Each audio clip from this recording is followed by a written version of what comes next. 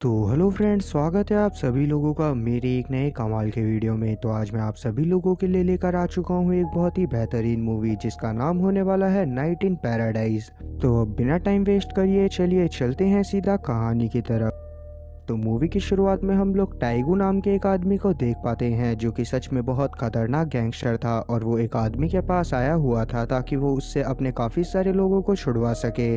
अब जिन लोगों ने टाइगू के आदमियों को किडनैप करा था वो खुद भी एक बहुत बड़ी गैंग को रन करते थे। उनकी गैंग का नाम था बुक्सियॉक गैंग और उनके लीडर का नाम था चेयरमैन डो। तब यहाँ पर टाइगू और चेयरमैन डो की बातों से हम लोग ये जान पाते हैं कि चेयरमैन डो ये चाहते हैं कि टाइगू उनकी गैंग को ज्वाइन कर ले।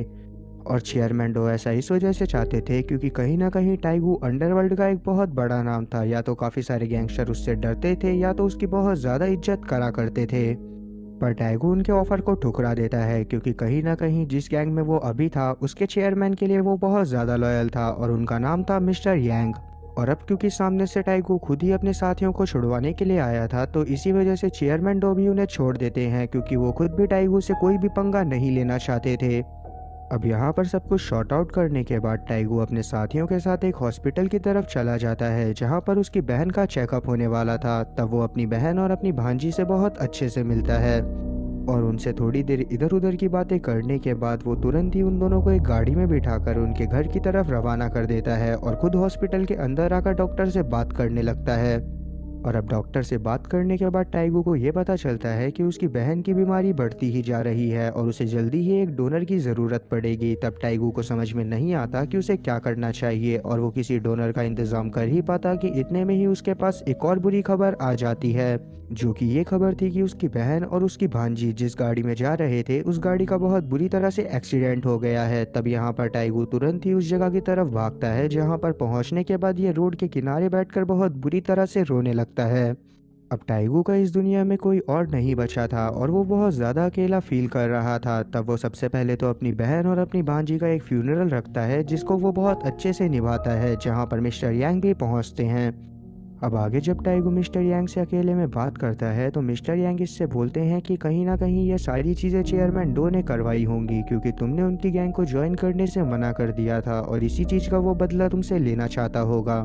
और इसीलिए शायद तुम्हारी ही गाड़ी का एक्सीडेंट हुआ जिसमें तुम जाते थे, मतलब कि शायद वो तुम्हें मरवाना चाहता था पर उसे ये बात नहीं पता थी कि उसमें तुम्हारी फैमिली है। तब यहाँ पर टाइगू मिस्टर यांग से परमिशन लेता है कि वो चेयरमैन डो को जान से मारना चाहता है। पहले तो मिस्टर यांग इस बात से थोड़ा झिझक रहे होते हैं क्योंकि अगर ऐसा होता है तो दोनों गैंग के बीच एक बहुत बड़ा युद्ध छिड़ जाएगा, लेकिन बाद में वो टाइगू की हालत को देखते हुए उसे ये परमिशन दे देते हैं कि वो चेयरमैन डो को जान से मार सकता है।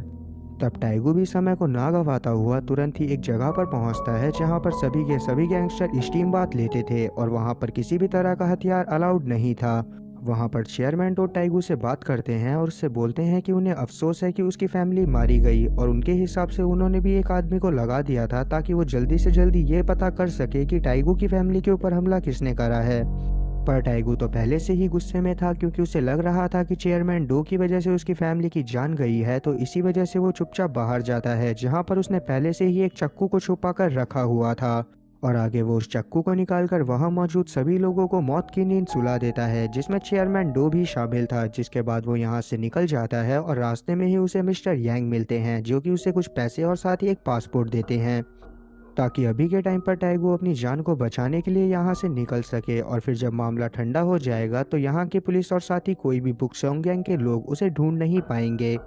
तब टाइगो भी यहाँ पर मिस्टर यांग से अपना आखिरी अलविदा लेता है और निकल जाता है जेजू आइलैंड की तरफ, जहाँ पर से एक हफ्ते बाद ही इसे रशिया में भिजवाया जाने वाला था ताकि वहाँ पर इसे कोई भी ना ढूंढ पाए। जेजू आइलैंड में पहुंचने के बाद इसकी सबसे पहले मुलाकात होती है यॉन से, जो कि इसे अपने साथ रिसीव करने के लिए आई हुई थी। अब ये इसे अपने साथ लेकर पहुंच जाती है एक कॉटेज में जहां पर अंकल कूटो के साथ ये रहा करती थी। अंकल कूटो इस जगह पर वेपन सप्लाई करा करते थे, इसीलिए उनका भी इस एरिया पे बहुत अच्छा दबदबा था। तब हम लोग देख पाते हैं कि यॉन को ये बात बिल्कुल भी पसंद नहीं आ रही है कि टाइगो उनके साथ रह रहा है क्योंकि उसे गैंगस्टर से बहुत ज़्यादा नफरत है। पर टाइगू यॉन के बिहेवियर पर ज़्यादा ध्यान नहीं देता और अगले दिन जब टाइगू की आंख खुलती है तो उसे देखता है कि यॉन शूटिंग प्रैक्टिस कर रही है और उसका निशाना सच में बहुत ज़्यादा अच्छा है। और वहीं दूसरी तरफ शहर में हम लोग देख पाते हैं कि बुक्स्यॉक गैंग के लीडर के मर जाने की वजह से मिस्टर यांग इस चीज़ का फ़ायदा उठाने की सोचता है ताकि आगे चलकर बुक्स्यॉक गैंग कहीं का भी ना रहे। इसीलिए वो तुरंत ही बुक्स्यॉक गैंग पर हमला कर देता है। पर क्योंकि इस बार टाइगू इनके साथ नहीं था तो इसीलिए इन्हें बहुत बुरी हार का सामना करना पड़ता है, जिसमें इनके काफ़ी सारे लोग इंजर्ड हो जाते हैं और बुक्स्यॉक गैंग पर ज़्यादा असर नहीं पड़ता।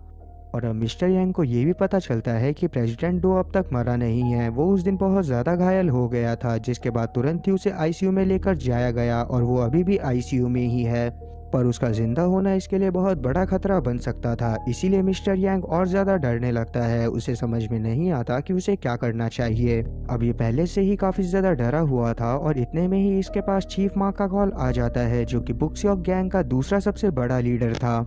अब क्योंकि मिस्टर यांग जानते थे कि बुक्स्यॉक गैंग उस जगह का सबसे बड़ा गैंग था, इसी से वो और ज़्यादा डरने लगते हैं। तब चीफ माई ने साफ साफ धमकी देता है कि वो टाइगू और इसकी गैंग के किसी भी मेंबर को जिंदा नहीं छोड़ेगा। और दूसरी तरफ हम लोग टाइगू को देख पाते हैं, जो कि यॉन के पास बैठा हुआ था। तभी अचानक से ही वो नोटिस करता है कि यॉन को कुछ हो गया है और वो बेहोश हो गई है। इतने में ही उसके अंकल आते हैं और एक इंजेक्शन उसके लगाते हैं और तब जाकर यॉन की हालत थोड़ी स्टेबल होती है। और अंकल कूटो से टाइगू को पता चलता है कि यॉन को ब्रेन ट्यूमर है, जिससे कुछ ही समय में उसकी जान जाने वाली है। इसीलिए वो आर्म्स डीलिंग कर कर पैसे जमा कर रहे हैं ताकि वो उसका ऑपरेशन करवा सकें।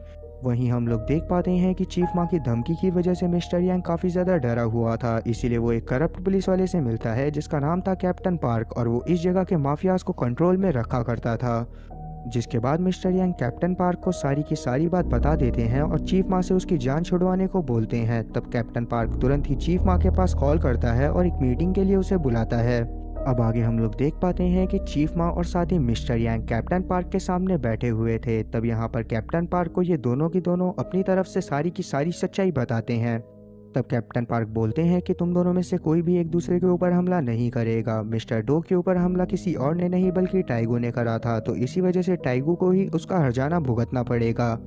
और अब वो चीफ माँ को ऑर्डर देते हैं कि तुम मिस्टर यांग को कुछ भी नहीं करोगे, बदले में मिस्टर यांग तुम्हें टाइगू तक पहुंचा देंगे। अब पहले तो चीफ माँ इस बारे में काफी देर तक सोचता रहता है, पर बाद में उसे यही ऑप्शन सही लगता है, इसीलिए वो तुरंत ही इस चीज के लिए मान जाता है।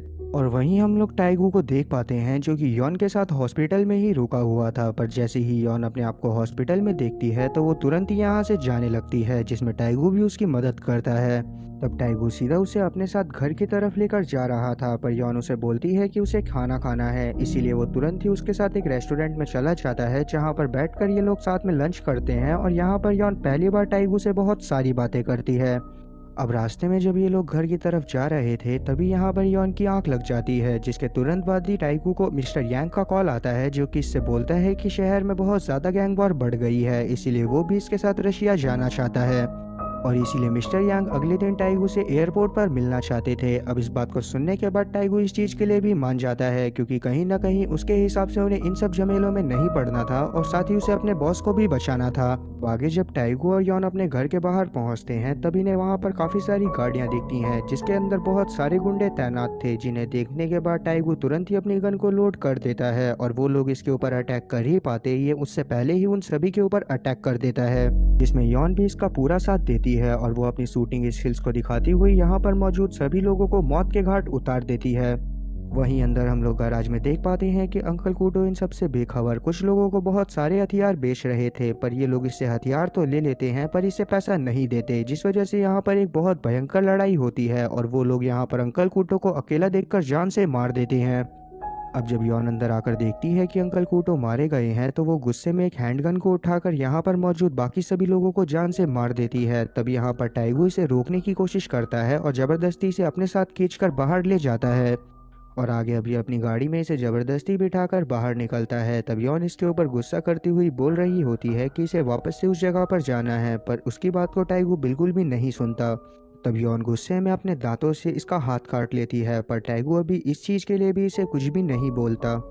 पर क्योंकि कहीं ना कहीं यॉन को भी ये बात समझ में आ गई थी कि टाइगू ने जो भी करा एकदम सही करा, इसी वजह से वो तुरंत ही उसके पास जाती है और उससे बात करते हुए उसे अपने पास्ट के बारे में सब कुछ बताती है कि कैसे जब वो हाई स्कूल में थी तो अंकल कूटो के कुछ दुश्मनों ने उनके परिवार वालों को मार दिया था और इसी वजह से वो अंकल कूटो से बहुत ज़्यादा नफरत करा करती थी। पर आज जब वो मर चुके हैं तो उसे लग रहा है कि वो बहुत ज़्यादा अकेली हो गई है।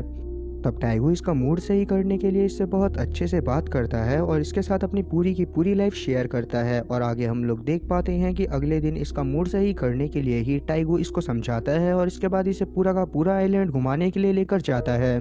और इस मोमेंट पर ये दोनों ही एक दूसरे के साथ बहुत ज़्यादा खुश थे और यहाँ पर यॉन ने काफ़ी सालों बाद ही किसी और इंसान से इतनी ज़्यादा बातें करी थी। आगे हम लोग देख पाते हैं कि जब टाइगो के जाने का समय आता है तो यॉन उसे जाने से मना करती है, क्योंकि कहीं ना कहीं इसे लग रहा था कि शायद टाइगो के जाने की वजह से उसकी जान को खतरा हो सकता है। पर टाइगो उसकी बात को नहीं सुनता और उसे बोलता है कि वो अपने बॉस के साथ जा रहा है और अगर वो बॉस के साथ जा रहा है तो शायद उसे कोई भी खतरा नहीं होगा। साथ ही वो बस कुछ समय के लिए यहाँ से जा रहा है, जैसे ही उसे मौका मिलेगा वो वापस से यॉन के पास आ जाएगा और उसके बाद ये दोनों हमेशा साथ में रहेंगे। अब इतना बोलने के बाद टाइगो तुरंत ही एयरपोर्ट की तरफ निकल जाता है और यॉन भी अपने कॉटेज की तरफ जाने लगती है। अब एयरपोर्ट पर पहुंचने के बाद टाइगो को इसके एक साथी का कॉल आता है जो कि इसके लिए बहुत ज़्यादा लॉयल था, जो कि इसे मिस्टर यांग की सारी सच्चाई बता देता है कि कैसे मिस्टर यांग ने अपनी जान बचाने के लिए टाइगो और साथ ही इसके सारे दोस्तों को चीफ माँ को देने का वादा करा है।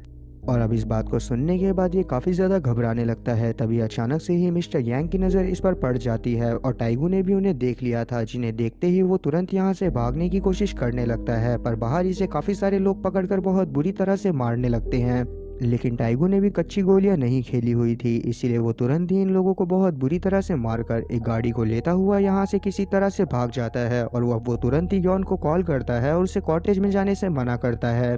और वहीं अब जब ये बात चीफ माँ को पता चलती है कि मिस्टर यांग भी टाइगो को नहीं पकड़ पाए तो वो मिस्टर यांग के ऊपर ही बहुत बुरी तरह से हमला कर देता है और उन्हें बहुत बुरी तरह से मारता है।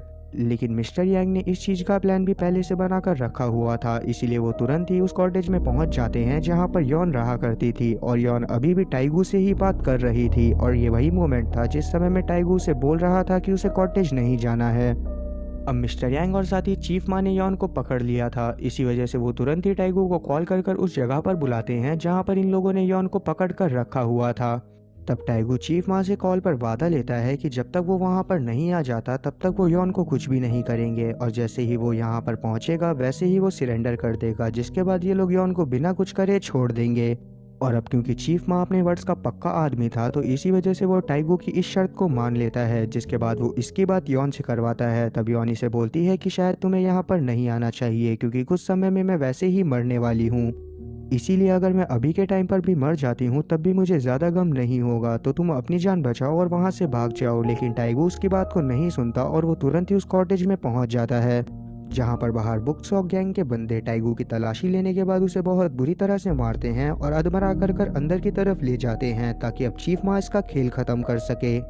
अब आगे यहाँ पर अधमरी हालत में ही टाइगो बहुत गुस्से में मिस्टर यांग से पूछता है कि जब वो इसके लिए इतना ज़्यादा वफादार था तब इसने उसे धोखा क्यों दिया। तब यहाँ पर मिस्टर यांग इसे बहुत गुस्से में आकर मारने लगता है और इसकी बात का कोई जवाब नहीं देता। ये सारी बात देखने के बाद चीफ माँ को और ज़्यादा गुस्सा आ जाती है और वो मिस्टर यांग को मारकर साइड करता है, जिसके बाद ये तुरंत ही टाइगो के पास जाता है और उसे सारी की सारी सच्चाई बताता है कि इसने सिर्फ टाइगो और इसके साथियों को ही धोखा नहीं दिया बल्कि जो टाइगो की फैमिली की जान गई है वो भी मिस्टर यांग की वजह से ही गई है, क्योंकि मिस्टर यांग को लग रहा था कि प्रेसिडेंट डो के ऑफर के बाद टाइगो इनकी गैंग को छोड़कर प्रेसिडेंट डो की गैंग में चला जाएगा। अब ये सारी बातें सुनने के बाद टाइगो को और ज़्यादा गुस्सा आ जाता है और वो बहुत बुरी तरह से मिस्टर यांग को मारने लगता है। तब यहाँ पर मिस्टर यांग को बचाने के लिए चीफ माँ उसकी तरफ एक चाकू फेंकते हैं, क्योंकि कहीं ना कहीं उसने कैप्टन पार्क से वादा करा था कि मिस्टर यांग को वो इस लड़ाई में कुछ भी नहीं होने देगा। तब मिस्टर यांग टाइगो के ऊपर बहुत सारे हमले करता है और उसे बहुत बुरी तरह से घायल कर देता है, लेकिन इतना ज़्यादा घायल होने के बावजूद भी टाइगो इसको छोड़ नहीं रहा था। इतने में ही चीफ माँ का एक आदमी आकर टाइगो को पीछे से मारकर जान से मार देता है। ये सब देखने के बाद यॉन को काफ़ी ज़्यादा गुस्सा आ रही थी और उसकी समझ में नहीं आ रहा था कि उसे क्या करना चाहिए, पर अभी के टाइम पर वो कुछ भी नहीं कर सकती थी, इसीलिए वो बस रोती रहती है। और आगे हम लोग देख पाते हैं कि ये सभी के सभी लोग टाइगो की बॉडी के ऊपर पेट्रोल छिड़क कर और साथ ही इस कॉटेज में पेट्रोल छिड़क कर यहाँ पर आग लगा देते हैं और साथ ही ये यॉन को भी छोड़ देते हैं, क्योंकि जैसा कि चीफ माँ ने वादा करा था कि वो यॉन को कुछ भी नहीं करेगा तो वो यॉन को कुछ भी नहीं करता। पर यही उसकी सबसे बड़ी गलती साबित होती है, क्योंकि यॉन को इस सब की वजह से काफ़ी ज़्यादा गुस्सा आ गया था और अगले दिन वो कुछ प्लानिंग करती है, जिसके बाद ये तुरंत ही साउथ कोरिया के लिए निकल जाती है। और आगे हम लोग देख पाते हैं कि मिस्टर यांग और साथ ही चीफ माँ के बीच में एक रेस्टोरेंट में मीटिंग होने वाली थी, जहाँ पर इनकी गैंग के काफ़ी सारे लोग आए हुए थे और इतने में ही यहाँ पर यॉन पहुँच जाती है। जो कि जब रेस्टोरेंट में दाखिल होती है तो कोई भी इसके ऊपर ध्यान नहीं देता। ये तुरंत ही अपनी गन निकालती है और यहाँ पर मौजूद एक एक इंसान को हेडशॉट मारना चालू कर देती है। अब बाहर बैठे मेंबर्स में से कोई भी जिंदा नहीं बचा था। ये सब देखते हुए तुरंत ही चीफ माँ बाहर आता है और जब वो देखता है कि यॉन ने इन सबको मारा है तो वो काफ़ी ज़्यादा शॉक होता है।